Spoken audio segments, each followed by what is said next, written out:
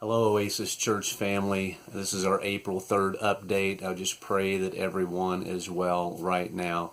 I hope you're tuned in to all of our points of communication as we try to lead through this very complicated time. And as I start, I want to acknowledge that there are so many of you facing some really big challenges right now, and we're doing our very best from a distance to not only know what those are, but to try to meet those needs within our church family, as well as through prayer and encouragement and loving each other as best we can from a distance, just to be able to meet those needs.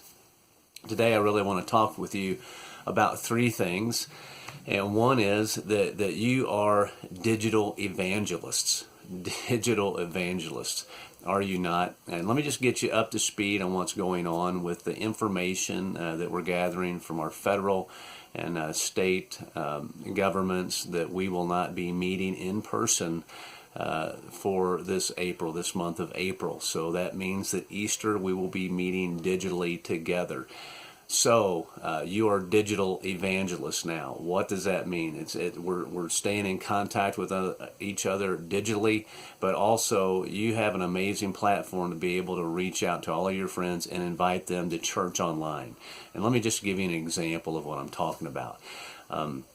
We usually have a little over 400 people in our two services. Last week, through how we measured that, we had nearly 600 people online at our worship service across several states. So you are now digital evangelists. So make sure that you're inviting your friends, especially for Easter, but at any other time as well, to be able to join in to church online. And let me just tell you what's going on with our communion service for Easter.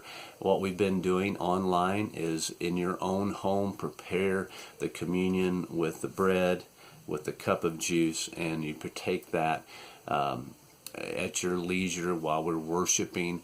On Easter, we're going to do that a little bit different. We're going to have a special service to be able to do that. So look for that, be prepared for that, and we're going to gather around our tables or living rooms and partake together on Easter Sunday. Number two, I want to talk about baptisms. We're scheduling baptisms by appointment over the next week before Easter, and what we're doing is we're draining and refilling after sanitizing the baptistry for each person who's being baptized. So if you would want to schedule that, let us know. Contact us and we'll get that scheduled for next week. Also, thirdly, this is Friday Fast.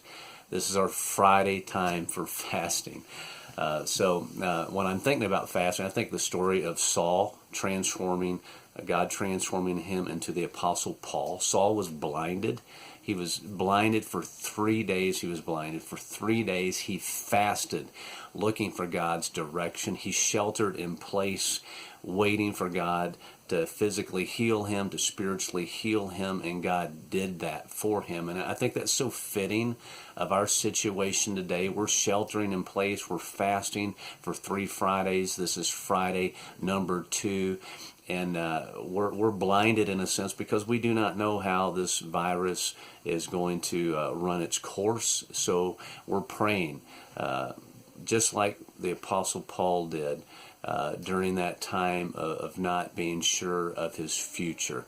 So while we fast, I want us to fast and pray and wait on God, just like Saul, who became Paul, did. So what are we fasting for? So today, while we're just from sunrise to sunset, water only, some of you are altering that to fit your lifestyle. Welcome you to do that. But while we're fasting and praying, what I'm asking you to fast and pray for today, we are praying for the healing of those who have been affected by this virus and protection for those who've not been affected by this virus. Number 2, that God would calm our fears, that He would fill you with joy and peace that passes understanding during this time of uncertainty. And number 3, that God would be able to use this pandemic to be able to just open the gates for the preaching of the gospel, the good news of Jesus Christ. And that's where you come into play. We are digital evangelists now. So Make sure you're getting our weekly emails. If you're not, contact us through our website. We'll get those to you immediately. Let us know how we might serve you. I mean, we have our task force engaged, ministry team leaders calling. We're trying to contact everybody, but contact us and let us know if you have a need. Also, if you know that if you've not been contacted by us, maybe we don't have all of your contact information, send that to us by way of email. And so that we'll have that. Let us know how you are doing. And I'll see you this Sunday online at our regular times, 9 and 10:45.